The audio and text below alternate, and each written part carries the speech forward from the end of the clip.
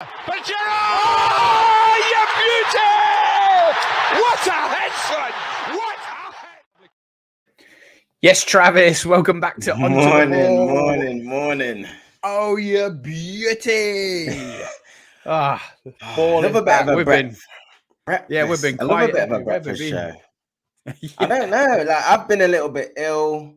You've been busy, I assume, as well. But like you Or said, is it because Liverpool have started winning, you don't want the podcast to exist anymore? Not this again. Not this again. Why is this mic right up in my face? I don't know, mate. Get out my You're feeling more face. confident. Now you've won a couple of games, you're bringing the mic closer. You want people to hear what you're actually saying now, innit? That's all I can think of. Oh, dear. Liverpool finally showing some sort of form, stringing some wins together. We've still not been great at the back. We'll still try to find our feet with this new formation, but we'll get into that. But Man United, we didn't do anything midweek. You weren't feeling too well. I wasn't available to jump on. Yeah. So we didn't even touch on the Spurs 2, Man United 2, and Liverpool beating West Ham 2-1 away in a very rare victory for Liverpool away from home. I just wish this dog would shut up. I'm so sorry. But yeah, you tell us about your feelings on Man U Spurs. Just one sec. Yeah, no worries. Yeah, well, in the case of United Spurs game, I think it was sort of like the cliche game of two halves, really, to be fair. You're back now? Yeah, I'm back. Yeah, as I was saying, I think the Spurs game was just sort of a bit cliched, like a little bit of a game of two halves. I think in the first half, we were just dominant, got a couple of goals, and I think it became a little bit too easy. As I said, I think everybody just thought the game was won. Spurs didn't really have a manager. They've got Ryan Mason standing in, and I think we just switched off. And the second half, we just couldn't keep the ball, just couldn't control the game, giving it away on goal kicks, giving possession away cheaply. And we sort of invited Spurs and gave them the impetus to come back into the game. And obviously when it turned to 2-1, they could have easily won the game, to be fair. They had a lot of chances, a lot of good openings, but we were definitely architects of our own downfall, without a doubt. I switched off at halftime, I got to admit. We went up to bed with a cup of tea. I thought that game's done. Let's go upstairs to bed, watch a bit of a box set. And then all of a sudden, my phone's pinging with gifs of Desmond Tutu.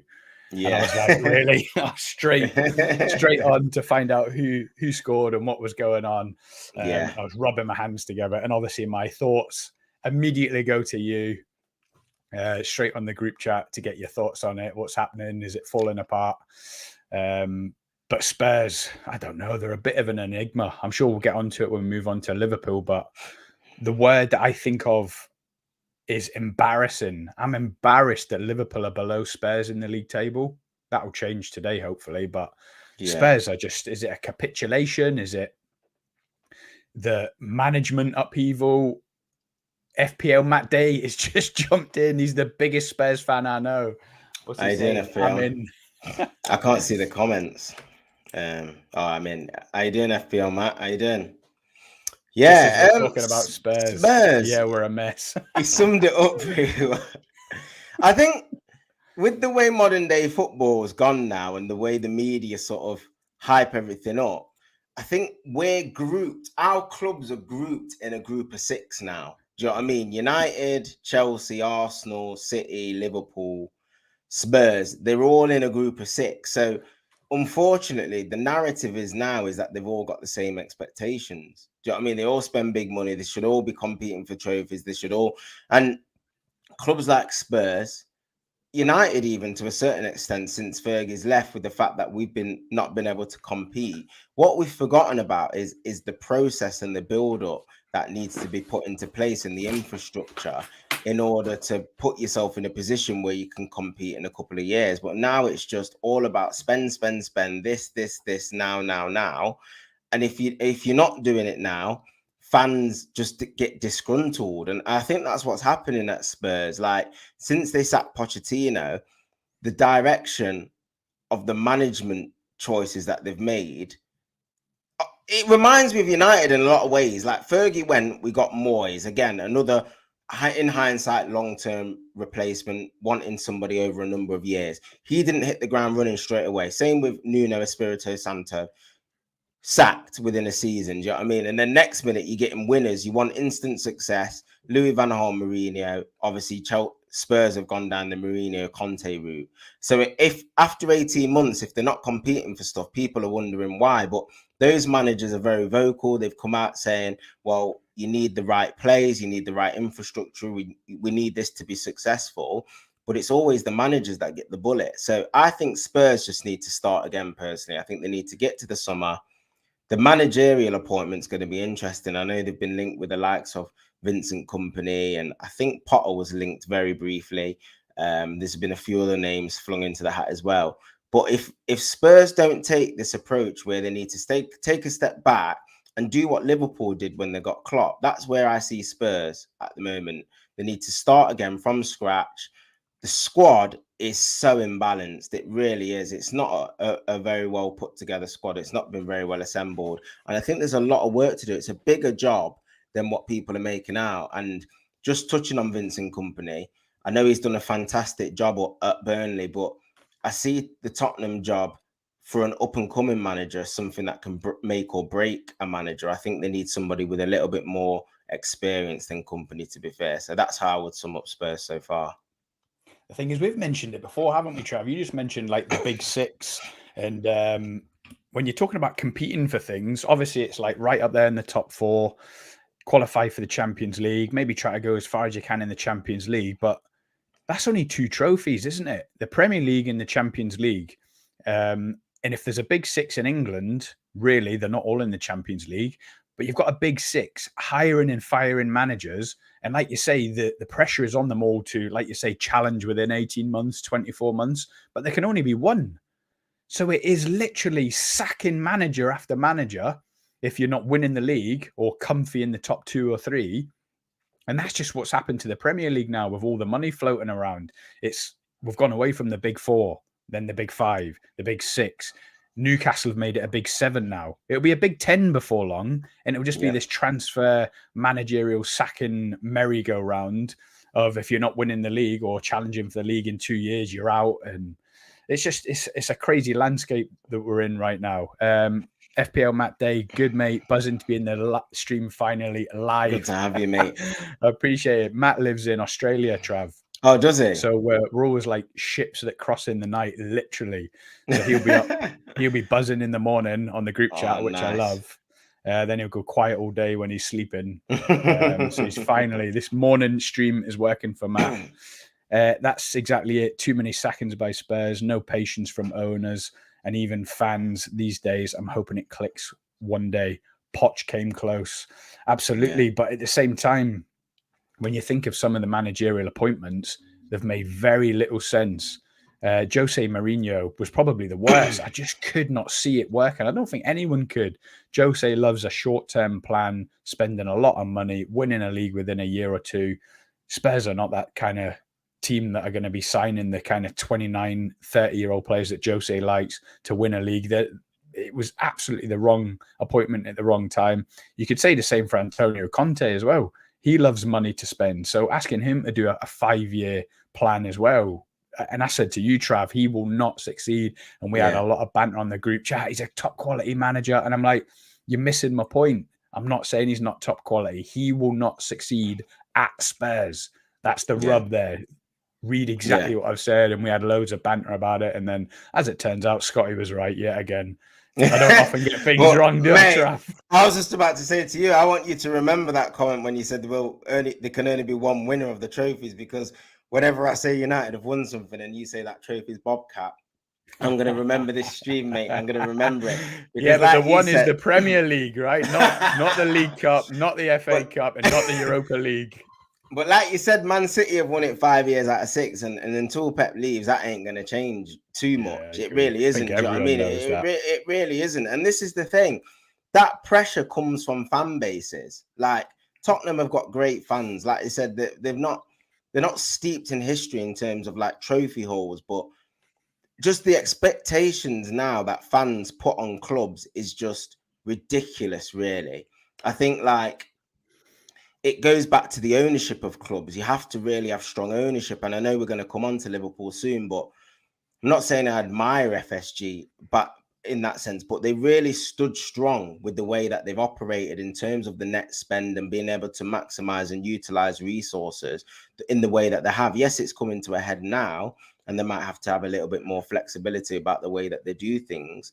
But that was the model that all the top teams were envious of. Do you know what I mean? Like it's a tough one, and we could probably do a 3-hour debate just on that, Trav. But yeah, is it an enviable model, or did we just get so lucky that Barca fell for 150 million for Coutinho? Did we get lucky? And that's, to be honest, the way this summer is shaping up for Fabrizio Romano, the transfer window, the rumor mill, it's shaping up like we're looking to maybe sign, instead of a Jude Bellingham at 120 million, we're looking to sign a Fabinho, Alisson, Van Dijk, maybe 3 players around the 50 million mark. I mean, again, I'll believe it when I see it. I don't trust these owners one bit, but it looks like we're trying to orchestrate something of that ilk again. Well, I think the transfer was only sanctioned because you had a plan in place. Do you know what I mean? Like, you didn't have to sell him.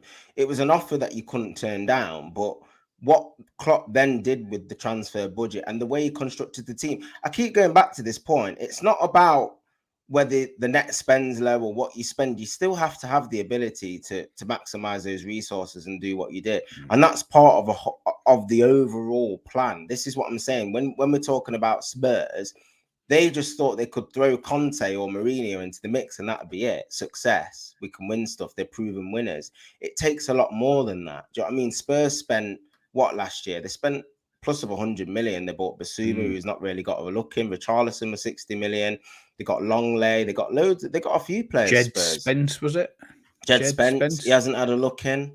There's loads of players who they actually bought, and they've made some decent signings, but like I said, it's like a marriage. It's not, the marriage just hasn't been in tandem, has it? Like the expectation on the manager and building a team, that time just hasn't been there. And I think the next manager, like I said, they've been linked with Nagelsmann as well. That's another name that I think they've been linked with quite heavily, but I think he might have pulled himself out of the running. I'll have to double check with that. But I do think they need somebody like Poch who's willing to coach and develop this team, get some young, hungry players in. Obviously, the Harry Kane one's the big situation, and we I saw an article, Paul Merson, saying if Harry Kane leaves, no one's going to want that job, and he's right. Like if their superstar striker goes, it's going to be tough for whoever comes in first season next year. He's dropped a clanger there, really, hasn't he? When Man City were offering 150 million for Kane 2 years ago, that was his ticket there to cash in, let Kane go and be happy, buy 3 or 4 players maybe with 150 million, try to be cute in the transfer market. But like you say now, if he leaves, what kind of price are we talking? 80 million max. It has 80. to be. I'd say around 80 million. And I think 30 Spurs in the last year of his contract. And I still think Man United will pay it, incidentally, but that's, again, a different subject. I'm scared that we will pay it, to be fair. I think we will. Really? It's a United signing all over of recent years, isn't it? Marquee. Yes, he's proven Premier League and he will score goals. But like you said, for how long? Do you know what I mean? He literally could die after 18 months. And I'd be so frustrated if we missed out on an Osimhen or a Ramos from Benfica to get Kane. And in 18 months, we need another forward. That'd be just so typical United to do that. And it's not that I don't think Kane's a good player. I think he's a brilliant player. I think he's a fantastic goal scorer. Not just his goal scoring, his all-round game is excellent as well. But it's just how long he can do that for. But if we were in a position like we've pulled the trigger on Van Persie, and you said yes, United can definitely challenge for the league next season, then I'd say maybe. But I just think we're still a good transfer window away from having a squad that's ready to compete for the league just yet. I think we still need to clear the decks of some more dead wood first before we start buying the likes of Harry Kane to finish off the puzzle.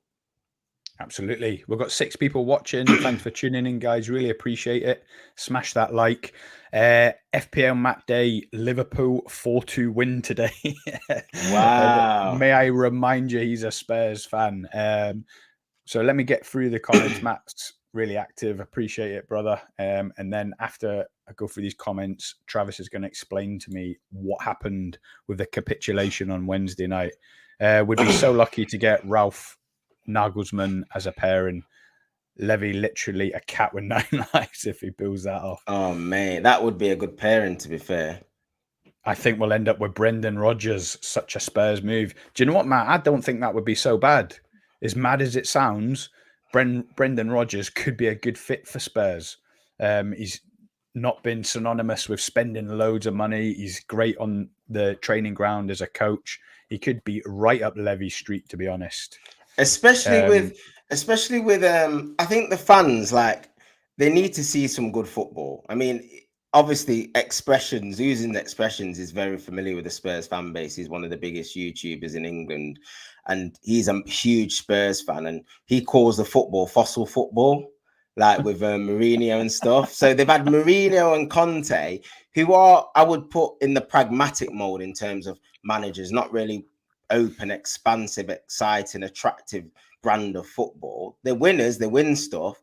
But I think the Spurs fans, just as a port of call and as a starting point, do need to see some good football. Like what Pochettino delivered, they need to see a philosophy and an identity being performed on the pitch. And I think that's what the fans need to see. So like you said with Brendan Rodgers, I know he's fossil football. I know Brendan Rodgers his career's been up and down. Obviously, Liverpool, got sacked, went to Celtic, did extremely well. Then he's come back to Leicester and done okay. And now he's gone. But the thing is, at Leicester, he's had the rug pulled from under his feet. Yeah. They fell foul of FFP in the last 12 months. So they offloaded the Fofanas and a few others, Kasper Schmeichel, get him off the wage bill because they were fearful of sanctions against them. So again, I'm not even blaming Brendan Rodgers there. I feel for him a little bit. Oh, his hands were tied, mate. There's literally to make no signings, not even to dip into the free market.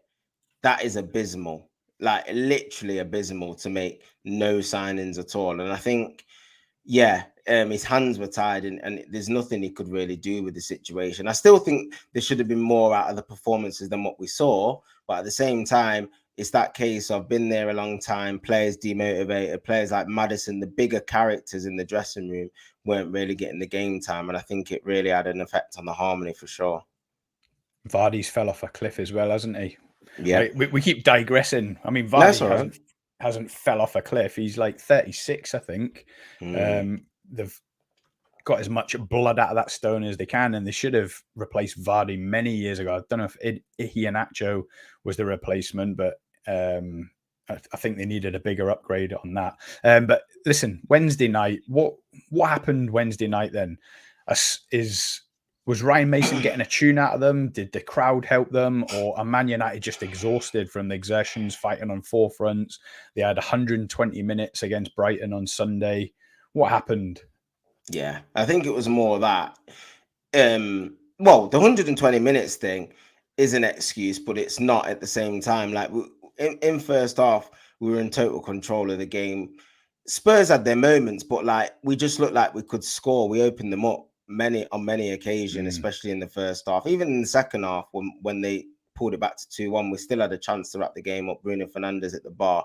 And Spurs are a team that give you lots of opportunities. So I can see why Matt's put 4-2 as a scoreline, because like Spurs will give you chances. Liverpool will also give you chances as well. And it looks like it's going to be a case of who outscores who in that game. But in the second half, United, we just did so many things that invited. It's as if we tried to lose the game. Like it was just like De Gea's kicking again was a huge concern for us. Just turning the ball over, creating chances from his goal kicks. Then when it did get into midfield, again, Casemiro, Fred, loose passes.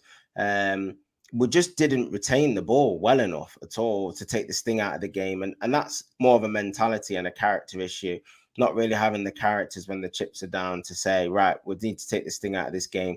I mean, I'm surprised at Casemiro because it isn't. I mean, since his suspension, 3 or 4 games he's been back. I think he hasn't been great, but it's not like him. He's had a fantastic season, and I know he's been linked like mildly with a move to Bayern Munich. I think Thomas Tuchel was like, waxing lyrical about him still, but I think I'm surprised that he wasn't able to control the game as much as he has been all season. So I think, like you said, we're a little bit jaded. 120 minutes. I think I've been saying this for the last 3 games. We just need to get to the end of the season now. We've got one fit centre half.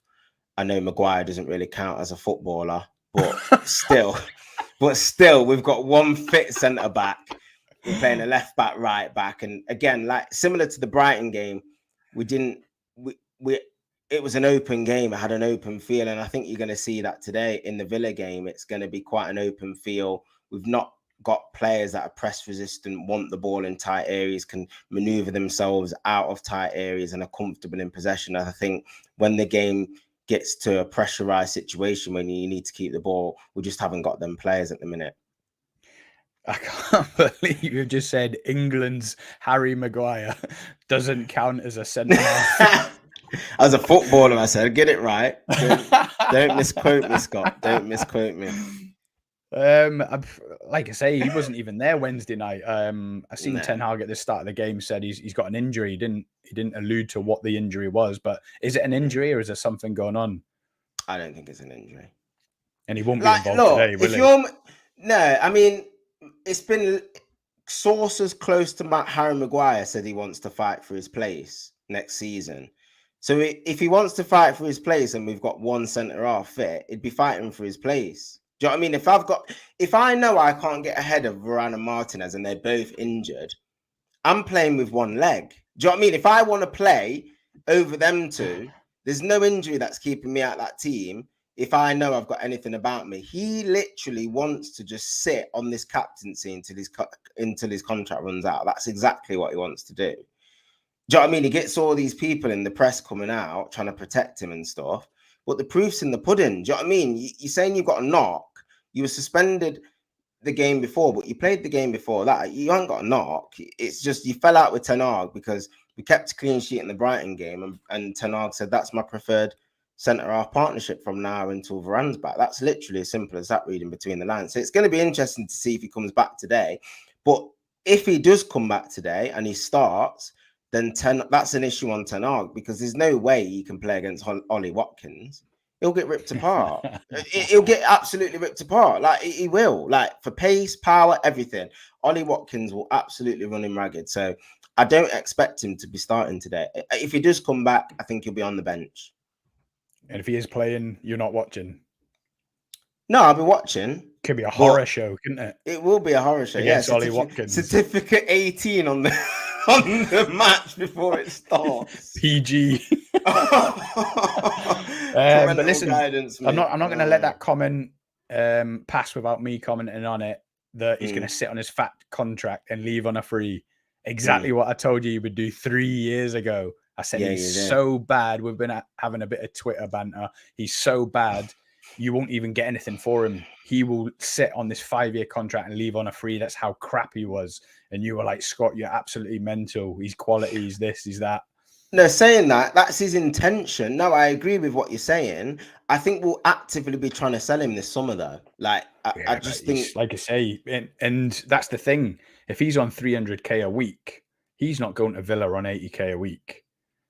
Oh, it's not good enough for Villa. Then this is the thing. That's the disrespect. Just for anyone, I mean, he's not going to reduce his weekly wage, is he? And then you're going down the route of a loan. So where someone will pay 50%, and Man United are still paying 50%, which incidentally is what I think will happen with Sadio Mane leaving Bayern. He'll only go on loan.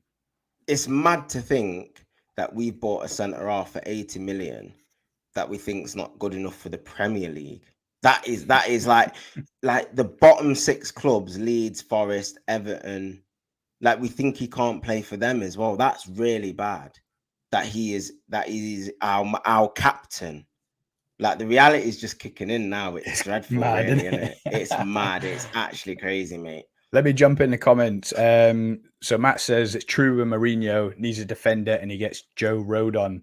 Such a strange move. United did well getting Hag, in my opinion, and staying away from short-term Mourinho Conte types.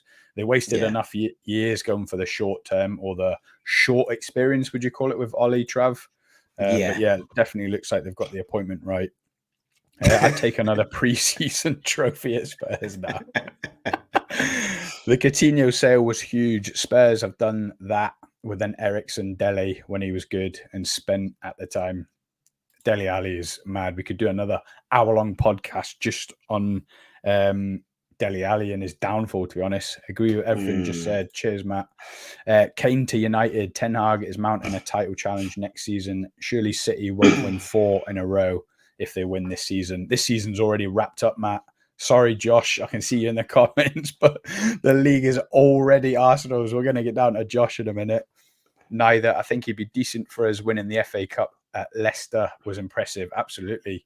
Brendan Rodgers, he's got a lot to offer. He really has. He was shafted at Liverpool. He's just been shafted at Leicester. The Celtic fans absolutely adored him and were devastated when he left. So that tells you something. I'm telling you now, City could win 4 in a row.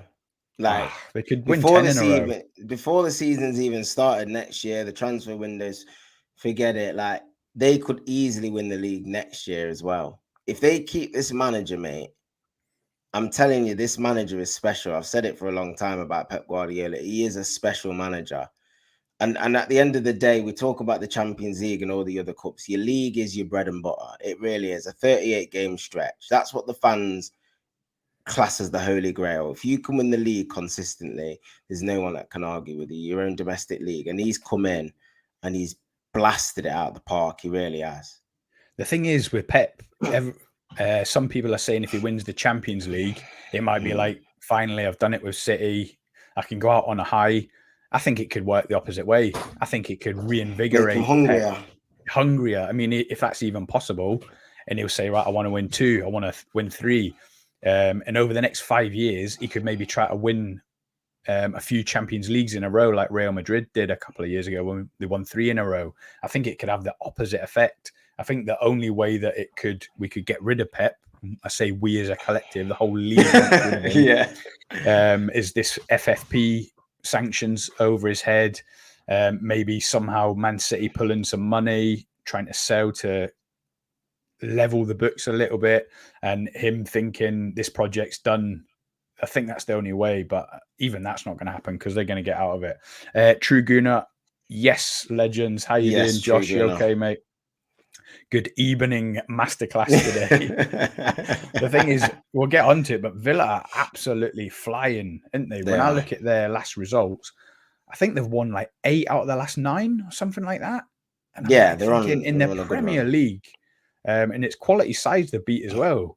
The 2-0 away to Villa, away to Chelsea. I know Chelsea are in the mud now, but I'd take still a mean feat. Still a mean feat. Absolutely. Yeah. Look how Liverpool got on away to Chelsea about 4 weeks ago. We got absolutely slapped and we're lucky to get away with a 0-0.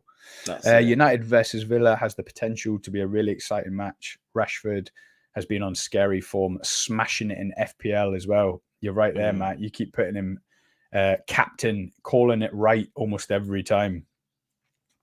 I think, yeah. I mean, it does have the potential to be an exciting match, but at the same time, I think our home form's been really good, and as well as Villa are doing at the moment, and the form that they're on, they still will be calculated in their approach at Old Trafford. I don't think they're going to try and take us on toe to toe and leave a load of gaps and just think they can play us off the park. I think they'd be stupid to do that and like sort of leaving a load of grass in behind for Rashford and stuff. They'll still be set up tight, compact, 2 banks of 4 and counter-attack methodically, because there is an opportunity for them to get something today, without a doubt. Like, it's not a foregone conclusion that United are going to win this game, but I think at the same time, I think it has the potential also to be a boring match. Villa tight, compact, not leaving a lot of gaps for United. And United aren't really that side that's technical 1 and 2 touch, can just cut through you like a knife through butter. It's not like they're playing City away from home, where City can like really maneuver themselves around a low block. We're not good against the low block, so it could be boring. Do you know what I mean? It has that side to it as well. So I think it's exciting in terms of potential for the top 4 race. Like Villa, can they close the gap to 3 points? I know we'll have a couple of games in hand still, but they have an opportunity to really push themselves. I mean, Europa League for Aston Villa this season would be an unbelievable season. From where Emre was when he took over from Gerrard, it looked like they could go down at one point. Honestly, it was that bad. But to be where they are now is an absolute testament to Unai Emery. And he's always been a good manager. Just the Arsenal thing, again, pressure from the fans. First manager after Arsene Wenger. We want to win. Gets the bullet. Then they go back to the start again and say, right, well, we need to build time. We need to give a manager time. And that's where Tottenham are as well. So again, it has the potential to be exciting, but I think it could also be a little bit of a bore fest as well. So we'll see. The thing is, Villa are flying. If you think of the game against Arsenal about 4 weeks ago, they should have beat Arsenal. Jorginho hit the bar off the keeper, own goal to win it late on. Obviously, Villa beat Chelsea, as we just mentioned, but then the reverse fixture against Man United, they absolutely slapped you, didn't they? Was it 3-1? Yeah.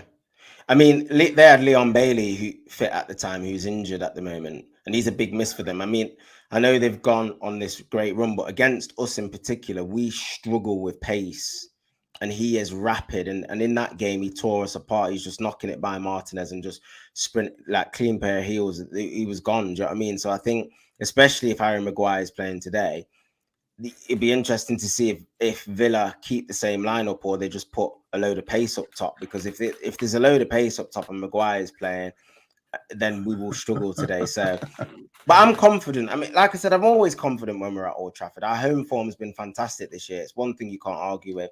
Like I said, after we lost to Liverpool due to Southampton and lost to Newcastle 3 on the spin, we responded with 3 wins then, and 2 of those games were at home against an Everton side and a Brentford side. Brentford were on a run of 15 unbeaten at the time, and we won that game 1-0. And that's something that at this stage of the season I'd take. To me, it's got like sort of a 1-0, a 2-1, a 1 each written all over it. But I think we'll just shade the game today. I think we've just got that little bit extra quality in a tight game. I think we'll just come out just slight winners today. Matt says Maguire belongs on a building site, not captain. The thing is, I know I just mentioned earlier, but this guy still gets in the England team. It's just one of the oddest things you'll ever come across. That don't happen in any other country, you know. No, it doesn't. Not sure who's worse, Maguire or Eric Dyer. Oh, Maguire. Dalaval's with us. How you doing, Dalaval? How you doing, Dalaval? We are dominating Spurs today, 4-1 Liverpool. I hope so, mate. I really do. United home form has improved so much on Ten Hag. I can't think of a big game you've lost this season at home.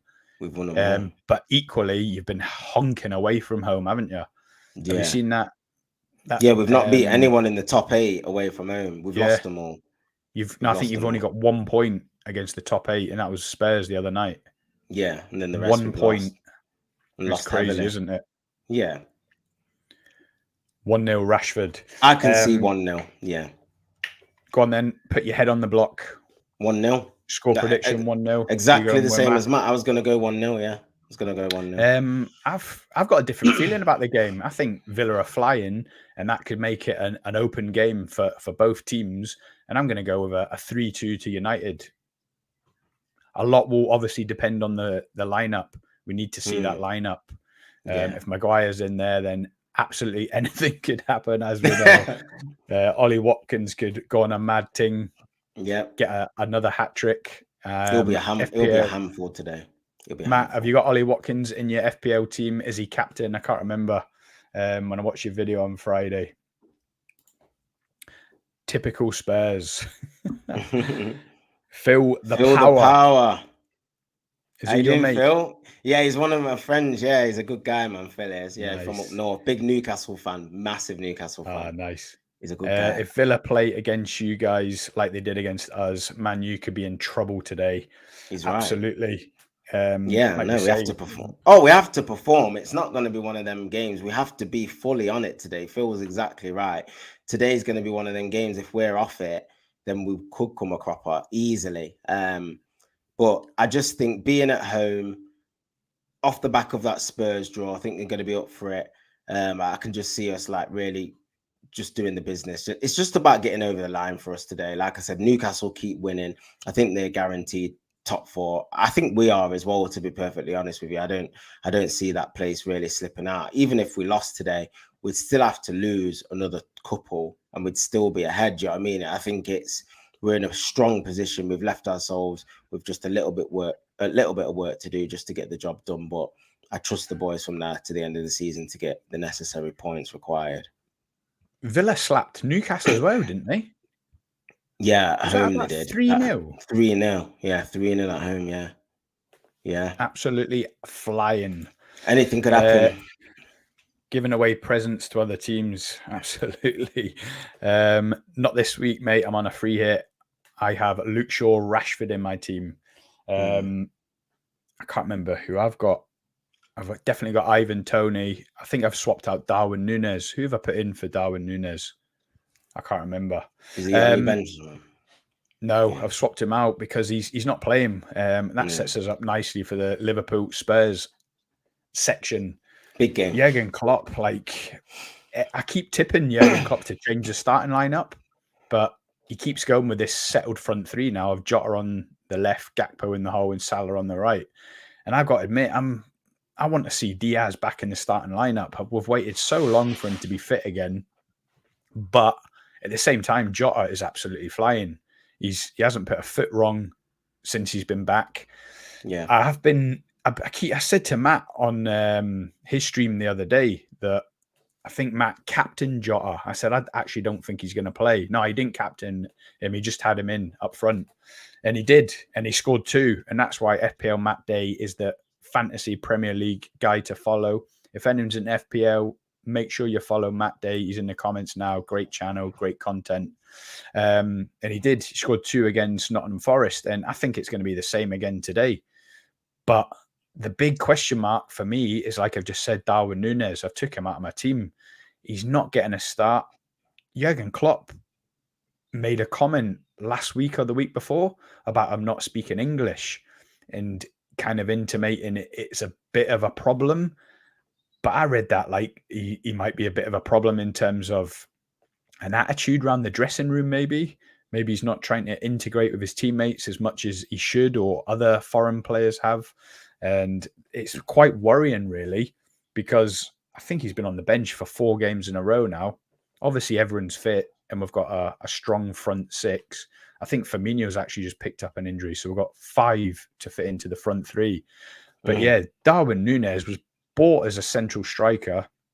It looks like he's not going to play there now because Gakpo is the successor to Firmino. Diaz is fit. Jota's fit. Jota's on fire, scoring goals, getting assists. I just can't call what he's going to do. But for me, Darwin Núñez is the big question mark. And it's been his attitude on the pitch. He come on against West Ham the other night and he wasn't putting himself about. He was walking about a bit. And I was thinking, I can just see a problem here. I don't know if he's fell out with Klopp. He's upset he's not starting. Klopp's comments, obviously, that he's not picking up the English is a worry. I mean, I've never heard him say that about anyone else. And I've never heard Bobby Firmino speak a word of English in nearly 10 years. So why that was a comment for Núñez when he's not even been here 12 months, I just think it's one to watch. I'm not saying he could potentially be on his way out in the summer, but all I'm saying is it wouldn't surprise me. But all remember when I said that he might not fancy Núñez all that time ago? I'll hold that forever. There's a lot of feathers coming out of the caps today, isn't there, mate? You see, this is why we've made this podcast, because we make a lot of right calls. And we've always said we need to make a podcast and make these calls so we can look back and be like, we know our stuff, we know football, we know our own teams. But you said, I don't think he fits into a Liverpool team. He's the wrong type of striker. And of course, I was thinking, well, maybe Klopp wants to evolve the formation, evolve the style. Maybe it's the false 9 has died a death. But so far, you've got it bang on. I'm not really sure where Núñez fits in this side. It looks like he was trying to blood him in off the left, maybe try to reinvent his game a bit, show him that he'll still get the goals off the left. He's still got the skills to take a man on. He's still definitely got the pace. It's one of his strongest attributes. But with Luis Diaz coming back, he's the jewel in our crown. So Luis Diaz is going to start on the left unless we're looking at offloading him in the summer for a big transfer fee, which I've touted since we signed Gakpo as well. I don't know. I just can't call it in the summer. Basically, with Firmino leaving on a free, that leaves us with 5 big forwards to fit into a 3-man forward line. Now, I know everyone will say, yeah, but it's strength and depth. It's great. We cannot afford to have 5 big forwards like that. So one of them's definitely going to leave. That's all I'm going to say. I'm calling it now. What, out of those one of 4? them 5. No, them what, 5. including Jota? Well, I think Jota might be the one that goes, because I've got a bit of a theory that we would have offloaded Naby Keita if he was fit enough in the second half of the season into the summer, fit. Same with Oxlade-Chamberlain, fit in the second half of the season, flying into the summer, try and offload him 20 million, 30 million to a West Ham or a Newcastle before they become rich, someone like that. They were never fit enough. So we've been lumbered with them now till the end of their contracts because there's no suitable takers. I've got a feeling that basically Jota is in the shop window. So he's playing him, boost his confidence, reminding everyone what a great player he is. And then in the summer, it could be like, everyone will notice we've got 5 forwards to fit into 3. One of them's going to leave. So yeah, if a Newcastle or someone come along, 60 million for Jota, 70 million at a push, I think we could cash in. So that is a theory that I've kind of got in the back of my mind as to why Jota is starting so many games over Núñez and Luis Diaz. But that's one to watch in the summer. There's definitely going to be one of them leaving. That's all I'm going to say. Which one? Who knows? In the last 7 to 10 days, with Klopp saying that Núñez has got basically showing no interest of learning English, that's a problem. It could even be Darwin Núñez. Really strange comment that is, because really strange. When a player comes to a club, even if he doesn't speak good English at all, like, it's within the club's best interest to help him learn English anyway. So they'll be facilitating everything to ensure that he is learning English and learning it as quickly as possible so he can gain an understanding. In training, it's not going to be an issue. There'll be loads of like South American players that will be able to communicate with Núñez no problem, and translators and stuff like that. So again, that's not going to be an issue. I think Jurgen Klopp, for some reason or another, going back to what we were saying, it doesn't fancy Núñez for some reason or another. And I think now you've gone on this small little run where you've won 3 in a row, he's not going to change the team. Like, he's not going to change it. Like, in that Leeds game, you scored 6. He saw a lot of things that he was very happy with in the game, including the likes of Curtis Jones. So he's not going to just bring in Núñez just for the sake of it. He's not going to rush Diaz back, because to me, like you said, he probably thinks that Diaz is going to be a major part of his plans going forward on that left-hand side. I think Diaz and Salah are more or less set. And then I think he likes a lot of what Cody Gakpo brings, because I know you've played a false 9 for such a long time, and I think he does like the fact that Gakpo has that flexibility in his game. Like, he can go in behind if he wants, because he's rapid, as well as being able to control the ball to feet and bring people into play and stuff like that. And I think he likes that element. Whereas Núñez, to me, is a little bit more direct. He has to sort of go in behind. He's not sort of that link-up player. Yes, he can do it from the left as well, and he can drift in and join in that way, but he's totally different to Gakpo. And I think for what your team needs at the moment, I think you need, because especially away from home, you've been so poor. I think you control game. I think he sees that you control games better with Gakpo playing rather than Núñez playing. I think that's the reason for the choice at the minute. Whether he goes with Núñez next season or something like that remains to be seen to me. I still think the jury's out. Like, it's a big price tag. He's got decent numbers for a first season, I think. He's got pretty decent numbers. But if you look at his conversion percentages, I think they'll be quite low, or like good chance conversion will be quite low. Like, he misses some good chances in games, which, do you know what I mean? Where, like, I go back to the Arsenal game. Do you remember he went clean through on Arsenal? Yeah. I never fancied him to score. No. And he just scooped it straight into Ramsdale's hands. And that's how Klopp probably feels. Yeah. Is it points like that you think, are you just not at that level? Or is it confidence? Is it, like you say, integrating within the squad? He's not showing the type of hunger to be the team player that Klopp strives for, which you can see Gakpo is already turning into that. that player. But also, I think Klopp and maybe FSG or under the model that he has to work under, I think he might have learned some lessons from the building the Salah, Mane, and Firmino front three. I know Firmino was already at the club, but I put it on Twitter the other day that building that front three, who were the envy of world football, was a fantastic feat. But at the same time, maybe Klopp has learned a little bit from not breaking it, tearing it apart early enough. Like if a Real Madrid or Barcelona was interested in one of them for 100 million, maybe it would have been the right thing to let one of them go and then find another Luis Diaz for 40 million, another Jota for 40 million, a Gakpo for 37 million. So again, it might be that the new money ball, I hate that term, but under these owners, everything we talk about has to be under FSG in their tight spend, because they're not going to pump 200 million into this summer, regardless of what you read on Twitter. I'll believe it when I see it this summer.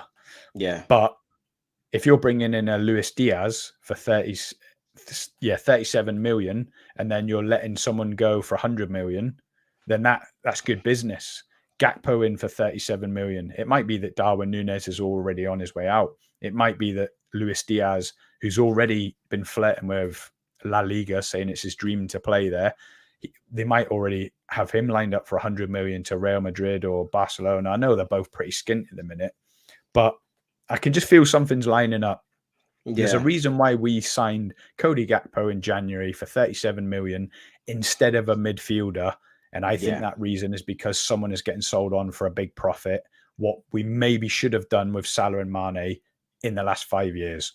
But Mane left for a pittance. Salah he's going to, if he sees out this contract, he's going to be 33, 34. There's going to be no resale value. Maybe that was a mistake, giving him the big contract. Maybe it's upset the harmony in the squad. But it's all ifs and buts. But FPL Matt Day still with us. He says, Jota confirmed not starting today. Luis Diaz starting. It was on Twitter. That'll be big. That will. I hope it doesn't upset the harmony of the results the last few games. But at the same time, the games are coming thick and fast. This is what you have a squad for. And personally, I want to see Núñez in. I want to see Luis Diaz in. I haven't been bemoaning Klopp when Jota's starting again, Gakpo's starting again, because we've been doing well. Haven't even been bemoaning him starting Curtis Jones instead of a fit Thiago, because obviously in Jurgen we trust absolutely. But yeah, the midfield as well. It's been industrious, but we always built our success on an industrious midfield of Wijnaldum, Milner at times, Henderson, then Fabinho come in. So I've got no problem with Curtis Jones coming in at all. He's done well in there, let's be honest. But it's this formation change that seems to have captured everyone's imagination. I can't go on Twitter now, Trav. I'm sure you're the same, without an analysis on Trent's transition into that right-sided midfield kind of berth in a 3-2-2-3 formation. And it's like people have invented fire. People have been going on about Trent going into midfield for probably the last 5 years, his whole Liverpool career, because he was blooded as a CM in the youth team. But it's got its flaws. And today we're going to come up against a really strong front three of Kane, Son, and probably Kulusevski, because Richarlison is not. I hope Richarlison's on the team sheet, to be honest, because he's had a wretched season. Yes. But Kanate, I've heard he's fit. Kanate could come back in, but Joel Matip didn't put a foot wrong, scored the winner on Tuesday night against West Ham. I've always been a big Joel Matip fan, but it's going to be that question there of who he picks in the midfield. Henderson is getting a lot of criticism on Twitter, saying that his legs have gone. Maybe they have, maybe they haven't. I've said for a few months now, he should be in the Milner type position, and Milner should have left 12 months ago. But we've got pretty much everyone fit now, if Kanate's fit, apart from Firmino. Firmino's out, but it's going to be another question mark on the formation that Klopp picks, the personnel. But the team, it does look like it picks itself at the minute, because Curtis Jones hasn't put a foot wrong. I even seen a Twitter thread saying that this new 3-2-2-3 doesn't fit Thiago and his style, because he likes to be a deep lying playmaker. But there isn't really a position for that. So wait, let me get this right. I mean, you've been watching the game. So Trent, obviously, people are saying it's a 3-2-2-3 or whatever. I'm guessing that's what it is in possession. So when you're building up, Trent's like picking up central positions and getting on the ball and probably playing it through the lines and getting attack started quicker. Defensively, is someone covering for him, or is he going back out to right back, or what's happening? Or is Konate going across? He gets out as much as he can, but yeah, Konate's been tremendous. We answered a Twitter question. You and I answered it on Man United in Liverpool about player of the season, disappointment of the season, unsung hero of the season, and I put Konate because he's absolutely colossal.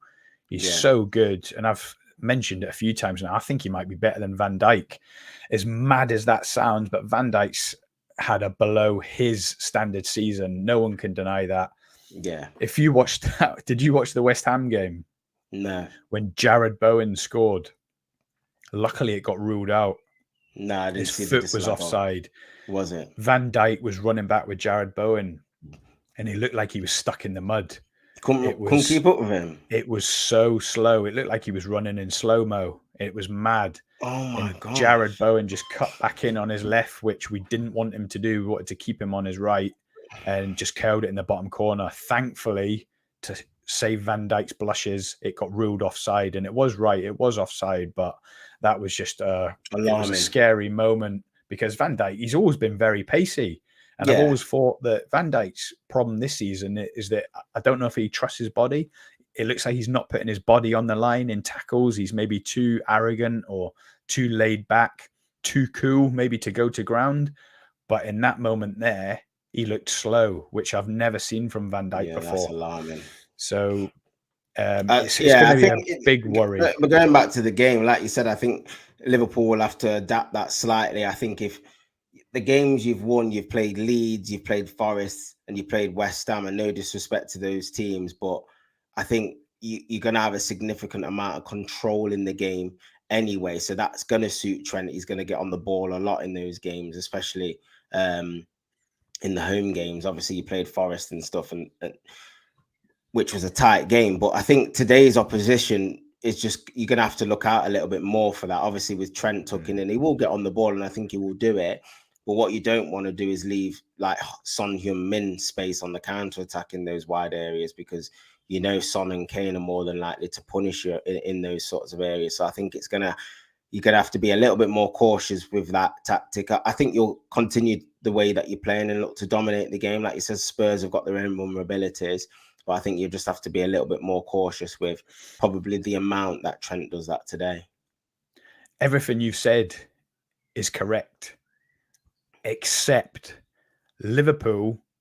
If you think of the results against the three teams you just mentioned, Leeds, Forest, we lost against both of them away from home. And if you put together a league table of the top 7, we're at the top of that league.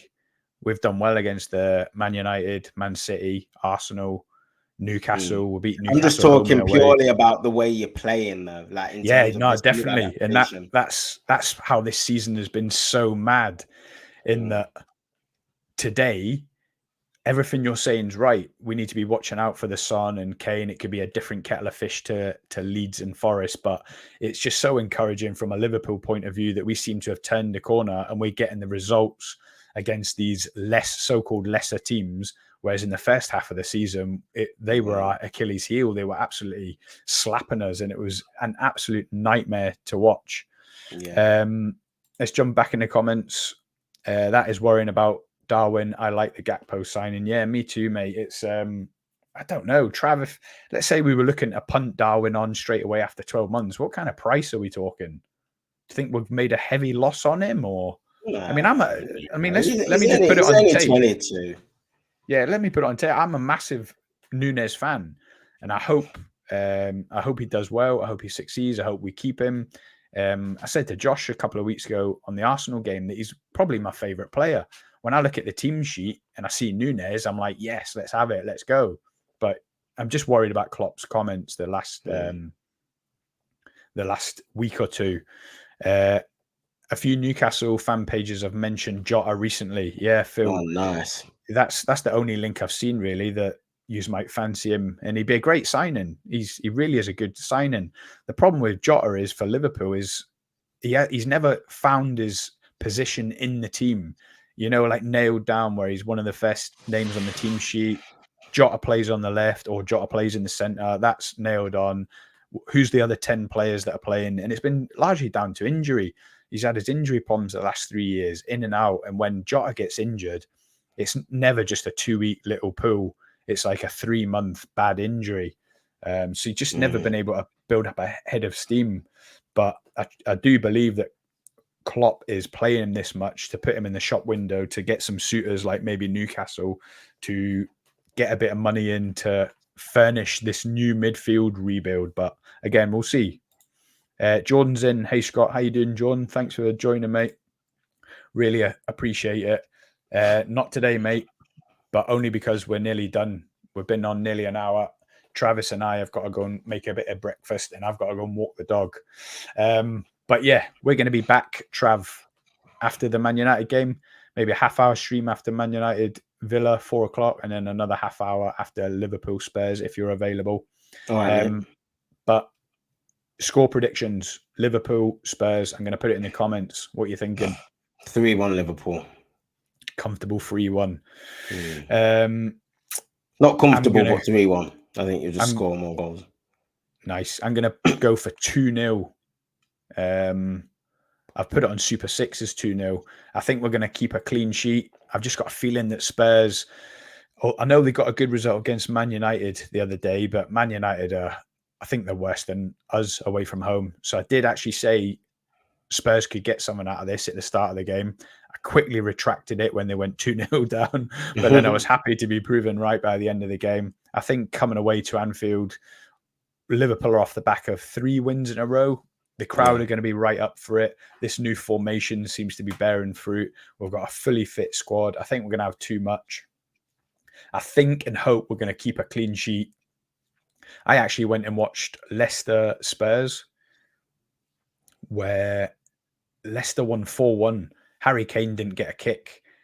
And I remember thinking, where was Harry Kane? It was one of the reasons I wanted to go to that match, was to see Spurs, see Kane in the flesh. He didn't get a kick. I'm hoping for more of the same today. I hope either if Konate's back and he edges out Matip, Konate and Van Dijk have Kane on lockdown. But yeah, I think the crowd are going to be right up for it. We're looking for a strong end to the season. 2-0 Liverpool. Matt says that Jota is out and Luis Diaz is going to start. I wonder if that means maybe Núñez might start instead of Gakpo. Klopp's going to flex the squad a little bit more, but then there's a lot of questions in midfield as well. Harvey Elliott never gets a mention anymore. I'm not sure whether he's getting blooded in because he is still a teenager, or I don't know. Fabio Carvalho never gets a mention anymore. But yeah, Curtis Jones, Thiago, Fabinho, Henderson. No one can forget James Milner. I hope I don't see James Milner in the midfield. But yeah, all eyes will be on the starting lineup.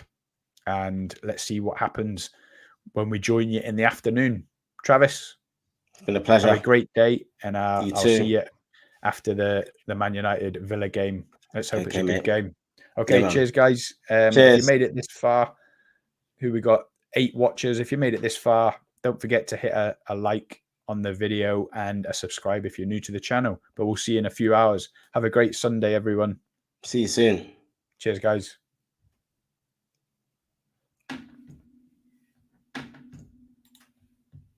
Header. But Gerrard! Oh, you beauty!